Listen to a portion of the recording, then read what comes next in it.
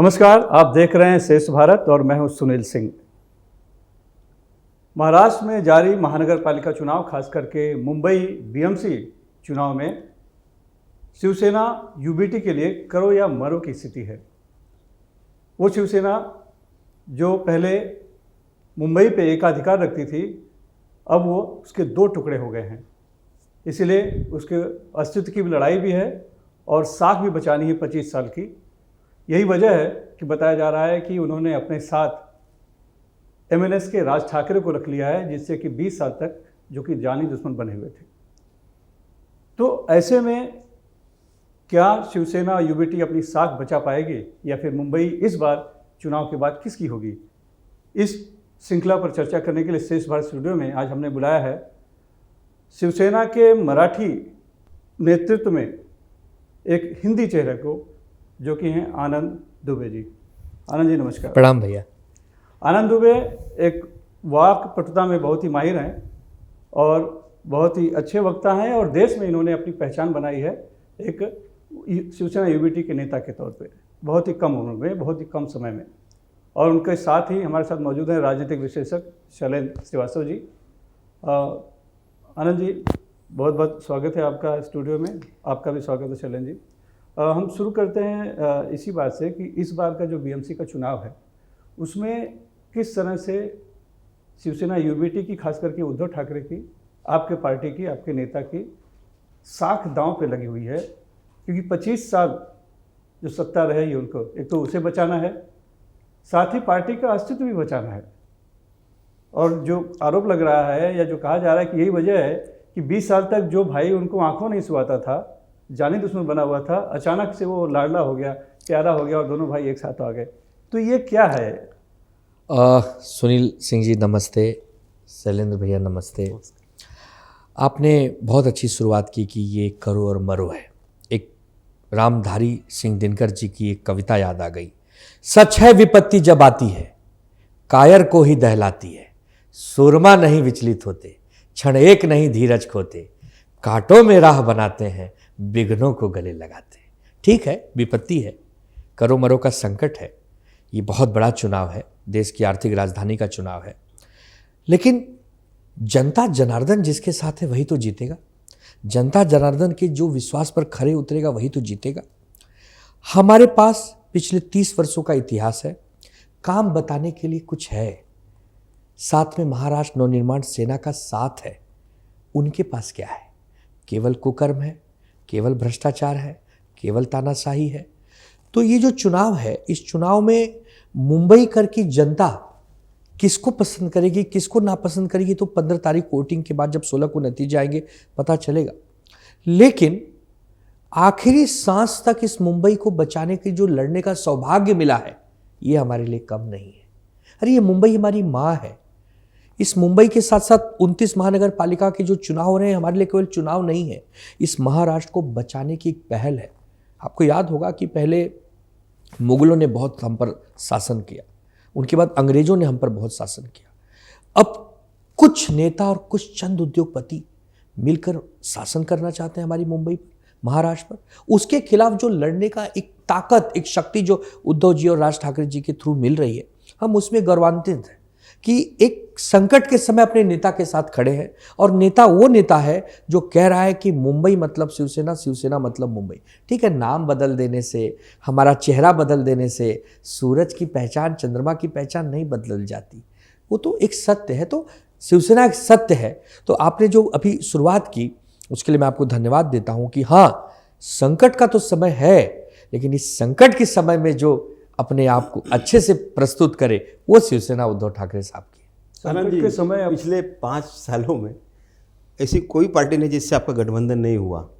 आप 5 साल पहले भाजपा के साथ थे, फिर आप कांग्रेस के साथ हुए, एनसीपी साथ में थी, सपा भी उस समय साथ में थी, और भी कुछ दल थे। अब घटनाक्रम बदलते गया, कांग्रेस आपसे अलग हो गई है। अब आपने एक बचे थे राज ठाकरे, उनका भी साथ लिया।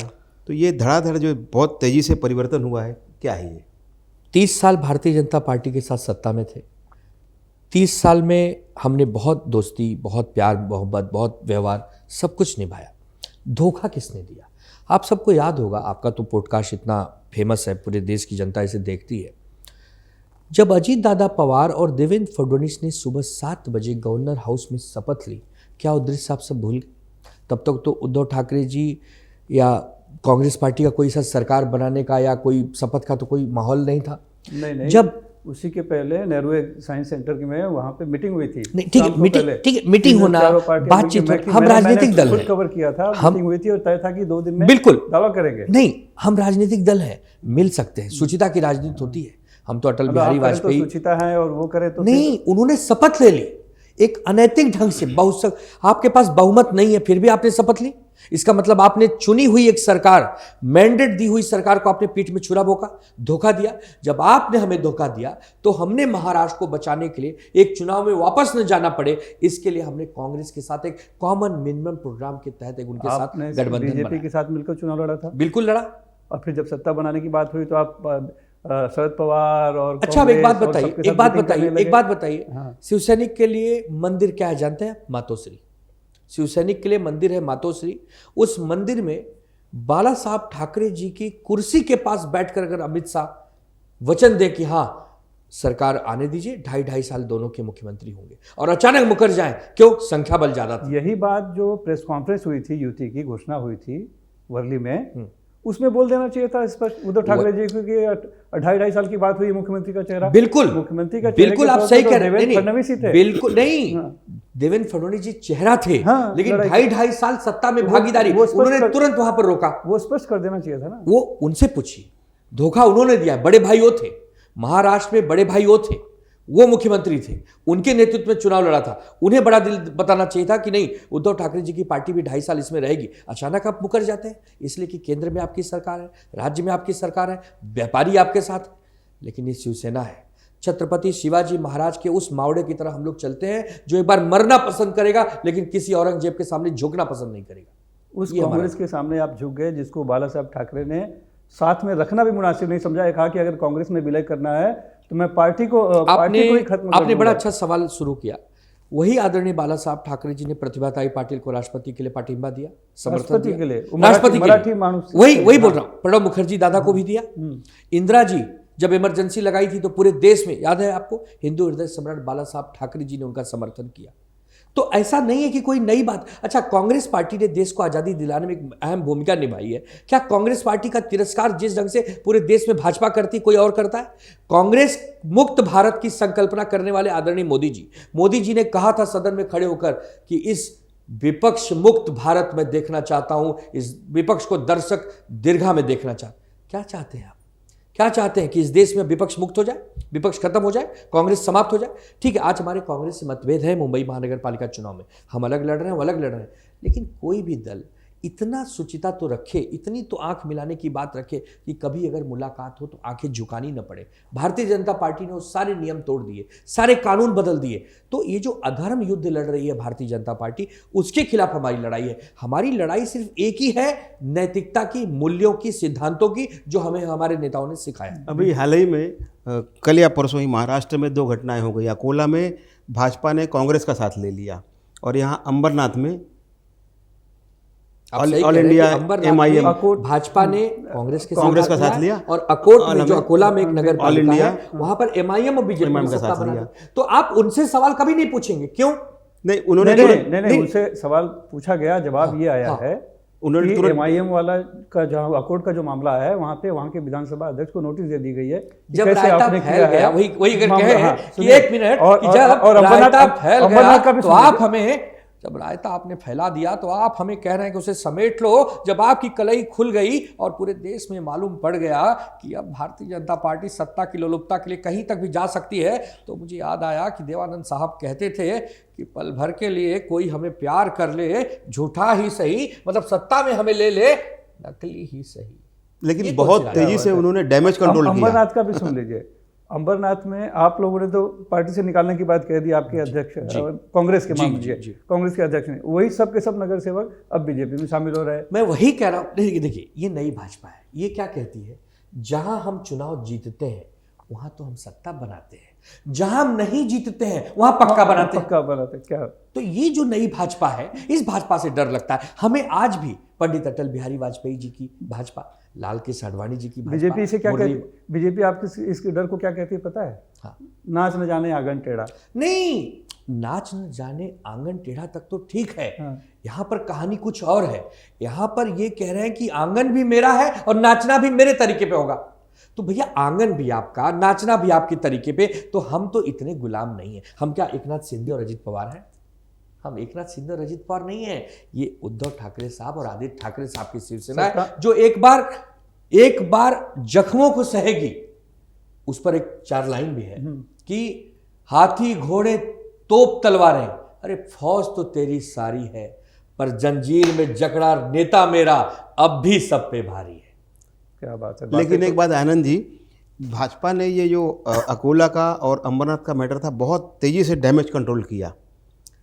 इस बार बीएमसी के चुनाव में शिवसेना के बहुत से बागी उम्मीदवार खड़े हैं। मतलब वो करें तो चमत्कार और हम कर दें तो हाहाकार, ये कौन सा नया संस्कार? यही तो आप लोग पे आरोप लगता है कि ईवीएम से जब आप लोग जीत जाते हैं तो फिर वो लोकतंत्र की जीत होती है, और हार जाते हैं तो ईवीएम खराब हो जाता है। ईवीएम के मुद्दे को तो इस चुनाव में किसी ने कहा भी नहीं। अभी तो आप कह रहे हैं, लेकिन किसी ने कहा ही नहीं, उठता है। क्योंकि हमने नहीं। अब हम जान गए कि जिसको कोई सुनना नहीं चाह रहा उसको कहें क्या। हम तो वो कहना चाहते हैं जो लोग सुने। मुंबई के विकास पर बात होनी चाहिए। आप जानते हैं मुंबई महानगर पालिका का जो बजट है 7-8 राज्यों से ज्यादा बड़ा है। अच्छा, उसमें कुछ चीजें आती है। अब आप कहेंगे कि मुंबई महानगर पालिका में लोकल ट्रेन नहीं आती, तो हम कहेंगे नहीं आती है। लेकिन आप कहेंगे कि सुबह उठने से लेकर शाम के सोने तक, जन्म से लेकर मृत्यु तक पूरा जीवन मुंबई महानगर पालिका के इर्द गिर्द घूमता है, तो आपको शॉर्ट में अगर बता दूं कि सुबह शौचालय की व्यवस्था अच्छी होनी चाहिए, घर से जब आप निकले तो सड़कें अच्छी होनी चाहिए, उस बीएसटी बस में जब आप बैठें और 5 रुपए में 5 किलोमीटर, 10 में 10 और 15 में 15 किलोमीटर एयर कंडीशन में घूमें, अच्छी होनी चाहिए। चिकित्सा, आप कहीं भी जाएं 1 रुपया भी ना लगे, मुफ्त में आपकी दवाई हो जाए, चिकित्सा अच्छी होनी चाहिए। शिक्षा, म्युनिसिपैलिटी स्कूल में पढ़ा हुआ बच्चा आईएएस बने, पीसीएस बने, इंजीनियर बने, वकील बने, डॉक्टर बने, उसकी अच्छी सुविधा होनी चाहिए।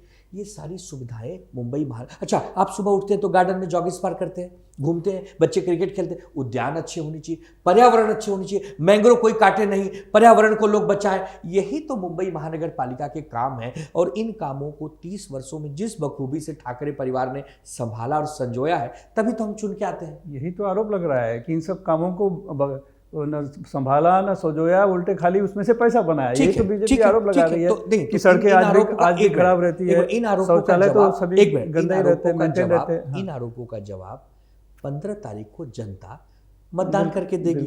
उसके पहले तो सिर्फ एक अटकलें हैं, ये होगा कि वो होगा कि ये होगा। तो हमने अपने काम बताए, आपके पास क्या है बताने के लिए? भारतीय जनता पार्टी मुंबई महानगर पालिका से रिलेटेड 5 काम बताए, तो वो क्या कहेगी? हम तो सत्ता में नहीं है जी, 30 वर्षों में नहीं है जी। तो जब आप सत्ता में नहीं है जी, जब आप कहीं हैया नहीं है जी, तो आप काहे मस्ती करते हैं, काहे प्रलोभन देते हैं, काहे झूठ बोलते हैं, काहे प्रपंच करते हैं? यही तो जनता पूछ रही है। मतलब वो लड़े ही नहीं, लड़े अपने काम बताएं। जो महाराष्ट्र की दुर्दशा की है उन्होंने, बताते हैं, भ्रष्टाचार किया, वो अटल सेतु गिनाते हैं, कोस्टल रोड गिनाते हैं, ये सारे काम आप भी कमाल करते हैं सुनील भैया, आप तो इतने वरिष्ठ पत्रकार हैं। ये कोस्टल रोड उद्धव ठाकरे साहब की संकल्पना है। वो कह रहे हैं संकल्पना तो बहुत पुरानी। अरे तो जब हमें, आपने एक मिनट, हमारे पीठ पे जब छुरा भोग दिया, हमारे पीठ पे छुरा भोग दिया, हमारी दोनों टांगों को तोड़ दिया, हमें सरकार से भगा दिया, हम पे अतिक्रमण करके कब्जा कर लिया, तब हम करें कैसे? माने हमारा हाथ बांध के आप कह रहे हैं कि ताली बजाओ। अरे हाथ तो खोलिए तब तो ताली बजेगी। तो ये तो भाजपा, ये जो नई भाजपा है ना, ये बड़ी कलाकार वाली भाजपा है।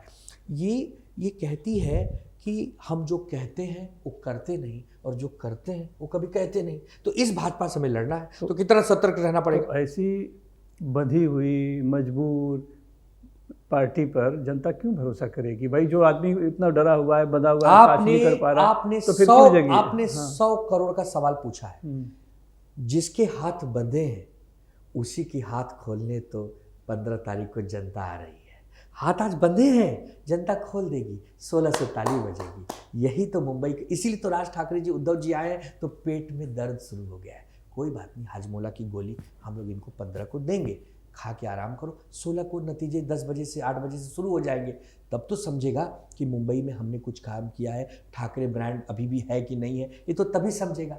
नहीं तो क्या होता है, यही भारतीय जनता पार्टी 15 साल से लगातार पश्चिम बंगाल में हराना चाहती है, ममता दीदी को नहीं हरा पा रही, नहीं हरा पा रही है ना। सारे साम दाम दंड भेद सबका दीदी और दीदी, दीदी मेरी प्यारी दीदी कहने वाले भी जाते हैं, लेकिन नहीं हरा पाते। चलिए, शब्दों के बाण तो आप बहुत अच्छे चला रहे हैं, लेकिन अब वो बाण तीर धनुष तो चला गया एकनाथ शिंदे के पास, आपके पास तो मशाल बची है। इसलिए हम जमीन पे आ जाते हैं कि वोट प्रतिशत अगर देखा जाए तो पिछले 4-5 अगर हम बीएमसी चुनाव की बात करें तो साल 97 से मैं शुरुआत करता हूँ। 1997 में 103 सीटें मिली थी शिवसेना को, जो कि एकत्रित थी, मध्य अविभाजित। ठीक है। उसके बाद साल 2002 में 98 सीटें आ गई थी, यानी कम हुई।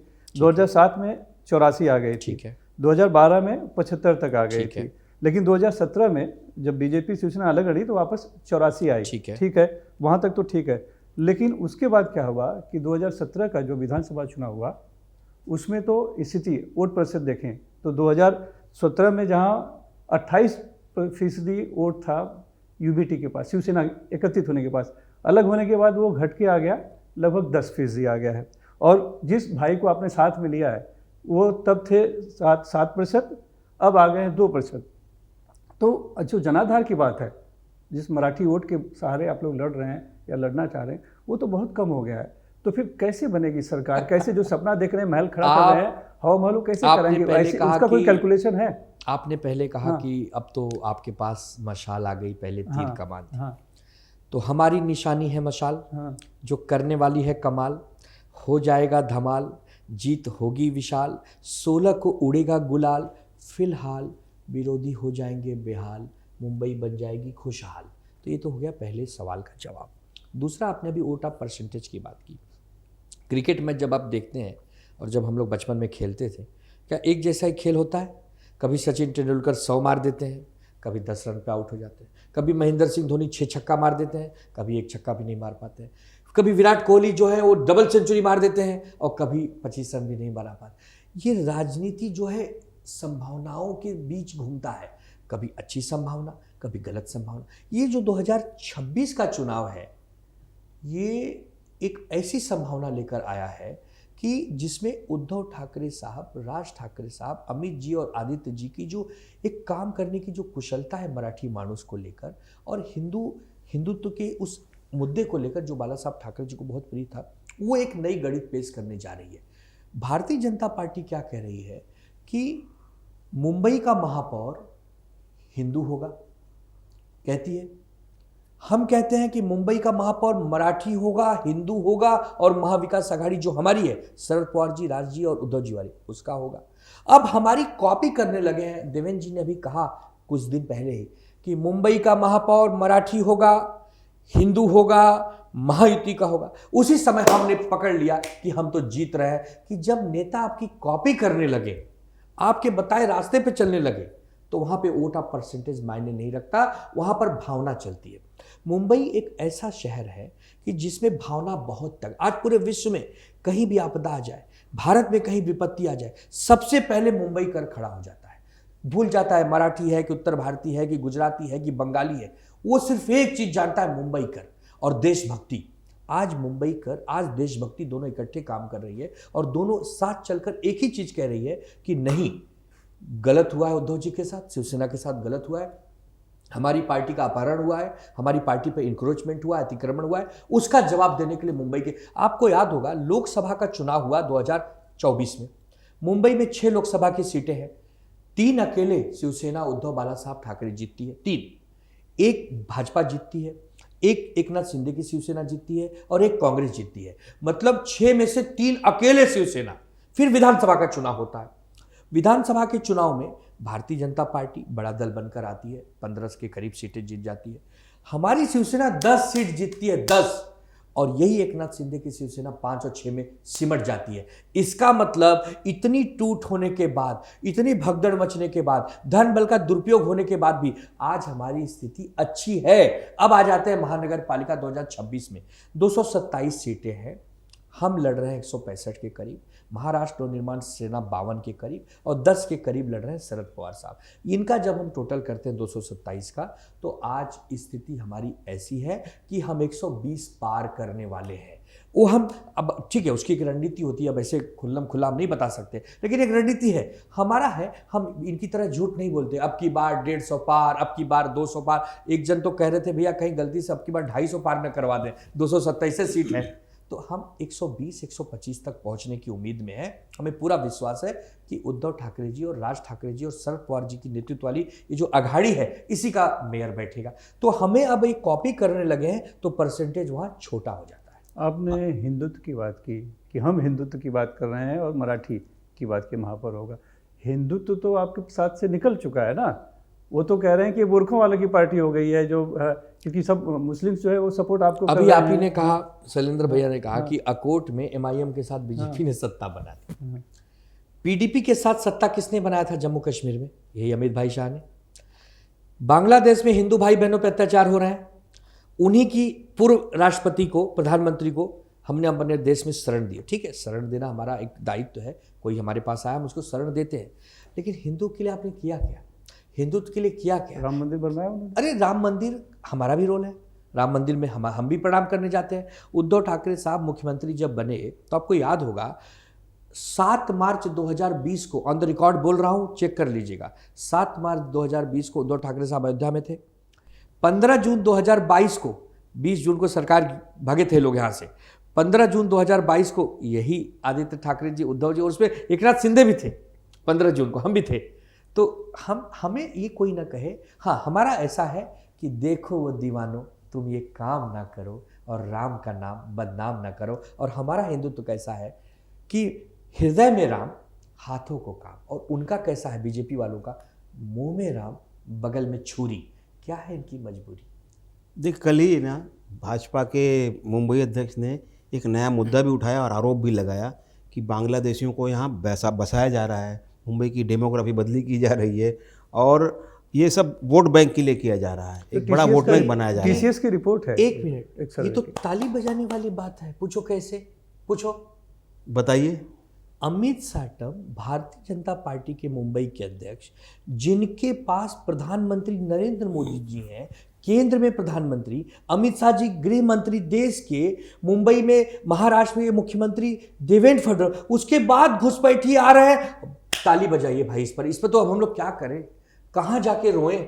मतलब आप हमसे सवाल पूछ रहे हैं, ये आपका सवाल अमित साटम से होना चाहिए कि 11 साल से तुम्हारी सरकार है, तुम्हारी पार्टी की सरकार है, हिंदूवादी सरकार है, फिर भी बांग्लादेश और पाकिस्तान से घुसपैठी आके यहां पर रह रहे हैं और इलीगल ढंग से वोटिंग कर रहे हैं। उनके आधार कार्ड बन रहे हैं, उनके कौन बना रहा है भाई? आधार कार्ड बनाने की जिम्मेदारी मुंबई महानगर पालिका की है। आधार कार्ड कौन बनाता है? शिवसेना बनाती है। ये बहुत पहले से बनता आ रहा है। सेंट्रल गवर्नमेंट की एक योजना है, बहुत पहले से, 50 साल से। नेहरू जी की बात करूं, इंदिरा जी कितनी कमाल करते हैं आप देखिए। इसीलिए हम कहते हैं कि मतलब ये जो भाजपा है ना, ये चंचल है, ये चतुर है, ये लोगों को भ्रमित करना चाहती है।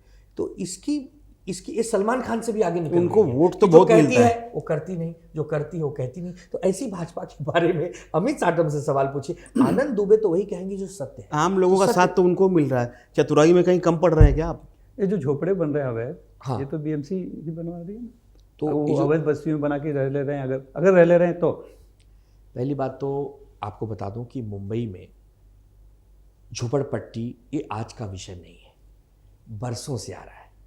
जो भी यहाँ पर पहले आता है, चाहे मराठी मानुस हो चाहे हिंदी भाषी हो, पहले यहाँ झोपड़पट्टी, उसको खोली बोलते हैं, खोली। BMC के अख्तियार में आती है। अरे हाँ लेकिन एक मिनट, कौन है आप लोग? एक मिनट, BMC तो उसको जब बनवाती तो पुलिस क्या करती है? पुलिस किस में आता है? BMC में आती है। पुलिस का काम तोड़ना नहीं है। अरे लेकिन पुलिस का काम उनको काम देखना बताना तो है, खाली है, बताना है कि जब भाई कोई यहाँ बन रहा कंप्लेंट है। करता तो रोकना हाँ, तो है, हाँ।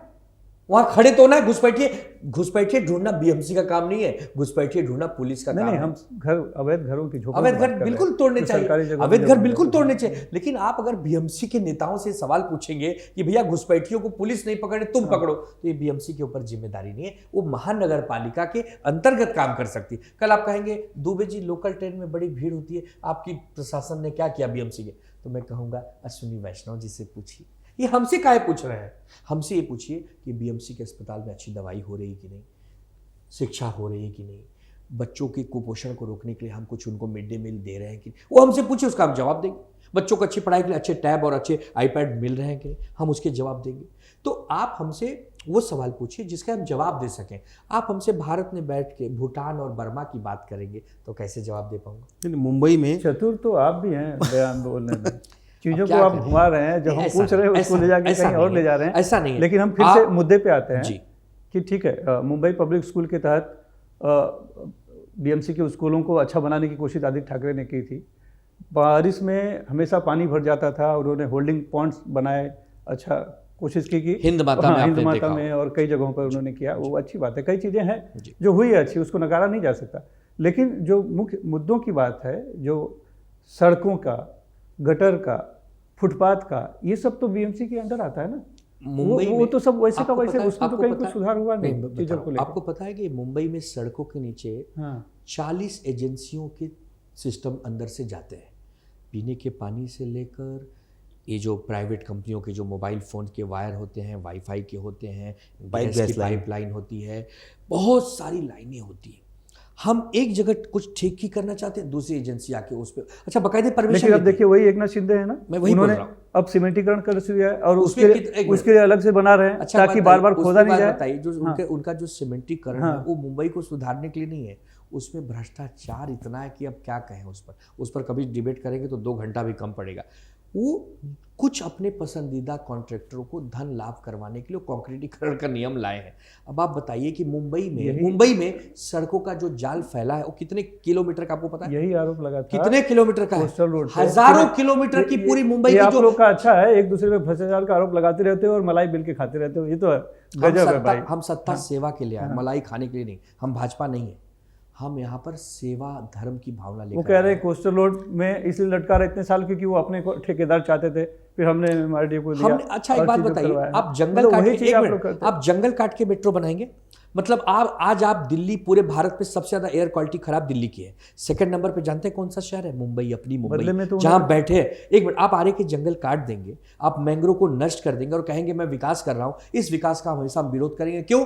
हमारा अगर इतिहास ही मिटा दोगे, हमारी वो प्राण वायु ही मिटा दोगे, पर्यावरण ही मिटा दोगे, जिस पर्यावरण प्रेम के लिए हमारे आज जंगल में रहने वाले जो हमारे आदिवासी भाई बहन बदले में उतने पेड़ लगाए गए, कोर्ट में मॉनिटरिंग की है, देखी है, कमाल है। सब मतलब कुछ आप है। मुंबई का हाँ, कंदल वन, हाँ। जिसको मराठी में कंदल वन और मैंग्रोव्स कहते हैं, यहाँ पे सुन रहे हैं, यहाँ काट कर चंद्रपुर और गढ़चिरौली बढ़ाओगे। आरे में कांदलवन नहीं है, आरे में नहीं, मैं कोस्टल रोड के लिए जो बात कर रहा हूँ। हाँ। तो अगर आप जानते हैं कि एक मैंग्रोव कितना भूमिका निभाता है सागर के पानी को रोकने के लिए, सुनामी को रोकने के लिए, उसका एक साइंटिफिक रीजन है, आप उसको नष्ट कर देंगे। ठीक है, आप विकास करिए। मतलब लोग लोकल ट्रेनों में रगड़ के मर के रगड़ते हुए चलते रहे, मैं फिर कह रहा हूँ, नहीं, सड़कें जाम नहीं, रहे, पर्याय दीजिए, कुछ नहीं किया, विकल्प दीजिए, विकल्प दीजिए। तो विकल्प उसकी आप सड़क- बताइए ना कि उसका विकल्प क्या उसकी है? सड़क को घुमाए।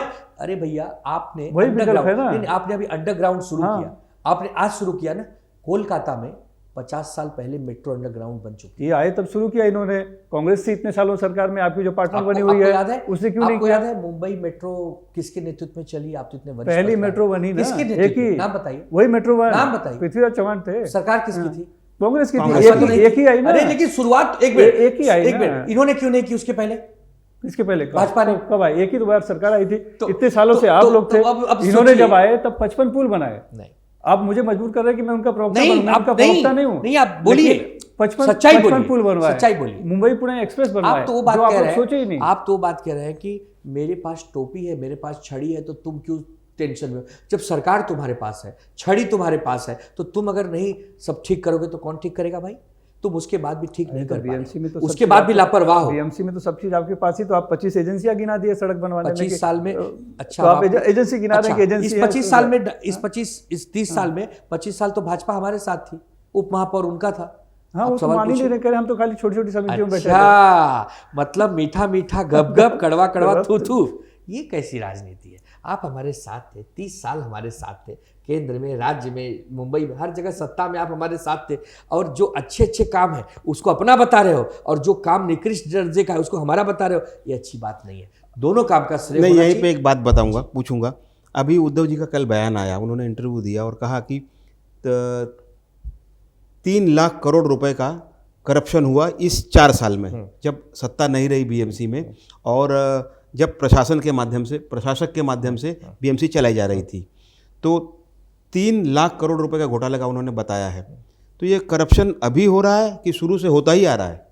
अगर शुरू से होता आ रहता तो 30 साल लगातार शिवसेना जीत रही होती। मैं आपसे सवाल पूछता हूँ, पहली चीज़, जनता इतनी तो बेवकूफ़ नहीं होती है ना कि आपको बार बार चुन के देती है। अरे लेकिन जिस बीजेपी को आप बोल रहे हैं भ्रष्टाचार कर रही है, वो तो लगातार जीत रही है ना। आप कितने 2 चुनाव तो जीती, हाँ 14 जीती, हाँ 19 जीती, हाँ, 24 जीती, हाँ, 3 हो उसके पहले तो 70 साल कांग्रेस, इसका मतलब कांग्रेस भी जीतती थी तो कांग्रेस भी अच्छी थी ना। यही तो घुमा फिरा के बात वही आ रही है कि जिसको जनता चुन रही है वो अच्छा है। तो ठीक, आज तुम्हें चुन रही है, लेकिन मुंबई महानगर पालिका में हमें चुन रही है, थाना महानगर पालिका में हमें चुन रही है। वही तर्क आप दे रहे हैं ना, तो मैं वो तर्क तो मायने नहीं रखता ना। क्यों मायने नहीं रखेगा? जिसे जनता चुन के दे रही है वो तो अच्छा ही है।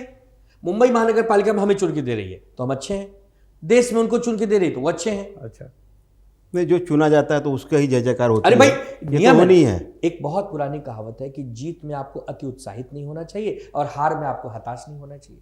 तो अटल जी की वही लाइन है, क्या हार में क्या जीत में किंचित नहीं भयभीत, कर्तव्य पथ पर जो मिला यह भी सही वह भी सही। हम लोग तो वो शिव सैनिक हैं जो अटल बिहारी वाजपेयी जी और बाला साहब ठाकरे जी के संबंध को देखकर बड़े हुए हैं। अब आज की जो भाजपा है, ये एकनाथ खड़से, ये देवेंद्र फडणवीस और सुधीर मुनगंटीवार जी की अंतरकला को देखकर बड़ी हो रही है। इतना तो फर्क है। अब 16 तारीख को रिजल्ट आना है जी, आपको क्या लगता है? मिठाइयाँ बटेंगी, ढोल नगाड़े बटेंगे, अरे आपकी आपने क्या तो पहले तैयारी कहा है? कि 16 को उड़ेगा गुलाल, मिठाई- आप हो जाएंगे खुशहाल। अब हम क्या कहें इस पर? अच्छा, इस पर विरोधी अगर मचा दे बवाल तो हमारा क्या है, हम क्या कहें? वही लेकिन तो, आपका वर्तमान क्या- में आपका जनता क्या- है बेहाल और सारे नेता हुए मालामाल। आज ही रिपोर्ट आई है कि ढेर सारे प्रत्याशी करोड़पति हो गए हैं। उसमें से 90% भाजपा ही है। उसमें से सभी 90% दलों के हैं उसमें। नहीं, 10% को माफ कर दीजिए, 90 तो भाजपा। तो ये जो नेता आपका मालामाल, क्या है, यही तो सवाल है कि उद्धव ठाकरे की पार्टी शिवसेना यूबीटी, जिसमें कि बता रहे हैं बुरखे वाले की पार्टी हो गई है, साथ में जोड़ लिया आपने एमएनएस राज ठाकरे की जो उत्तर भारतीयों को पीटते हैं, उसमें आप कहाँ हैं? आप तो उत्तर भारतीय हैं।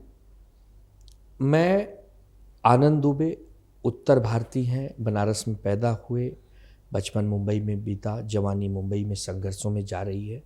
मैं सबसे पहले मैं मुंबई कर हूँ, मैं मुंबई में रहता हूँ, मैं मुंबई में पढ़ाई लिखाई किया हूँ। तो एक उत्तर भारतीय होने के नाते मैं अपने हिंदी भाषी समाज से भी कहूँगा कि आप लोग बरसों बरसों से यहाँ रहते हैं तो हम और आप मुंबई कर हैं।